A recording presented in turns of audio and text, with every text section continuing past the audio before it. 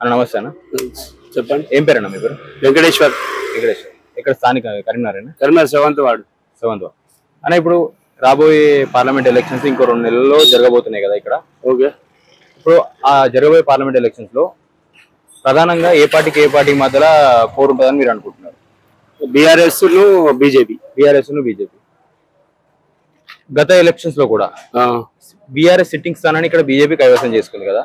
ఇప్పుడు మారిన సిచ్యువేషన్ ప్రకారం ఏం జరగబోతుందని మీరు అనుకుంటున్నారు? బీఆర్ఎస్ ఎంపీ గెలుస్తుంది అనుకుంటున్నారు. బీఆర్ఎస్ ఎంపీ గెలుస్తారు.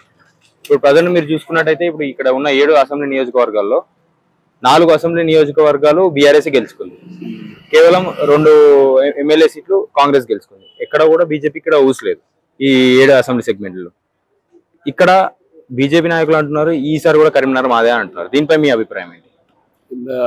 బీఆర్ఎస్ డెవలపింగ్ చేసిరు కనుక బీఆర్ఎస్ గెలుస్తాను అనుకుంటున్నాను. ఇప్పుడు ప్రధానంగా ఇది నాయకులు ఏమని చెప్తున్నారంటే కాంగ్రెస్ నాయకులు బీఆర్ఎస్ బీజేపీ ఒకటే అయింది, అందుకే ఎలక్షన్స్ లో మమ్మల్ని ప్రజలు దీవించారు కనుక ఈసారి కూడా పార్లమెంట్ ఎలక్షన్స్ లో అత్యధిక సీట్లు మేమే గెలుస్తాం అని అంటున్నారు. దీనిపై మీ అభిప్రాయం ఏంటి?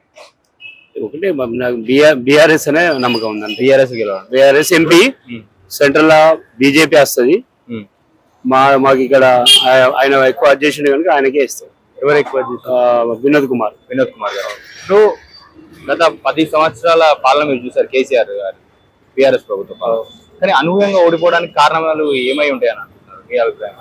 అది తెలియక వాళ్ళు ప్రజలు తెలియక మార్పు కావాలని అట్లా వేసారు అంతే. ప్రజలు మార్పు కోరుకుని ఓటేశారా లేదా నియంతృత్వ పాలనని స్వీకరించారా?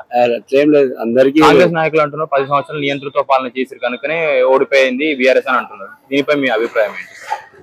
అట్లేం లేదు. కొద్దిగా డబ్బులు అవి చేసి అలా గెలిచిరా. కేవలం డబ్బు ప్రమేయంతో కాంగ్రెస్ గెలిచిందంట.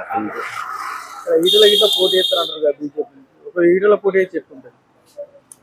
కష్టమే గెలుచుడు కష్టమే.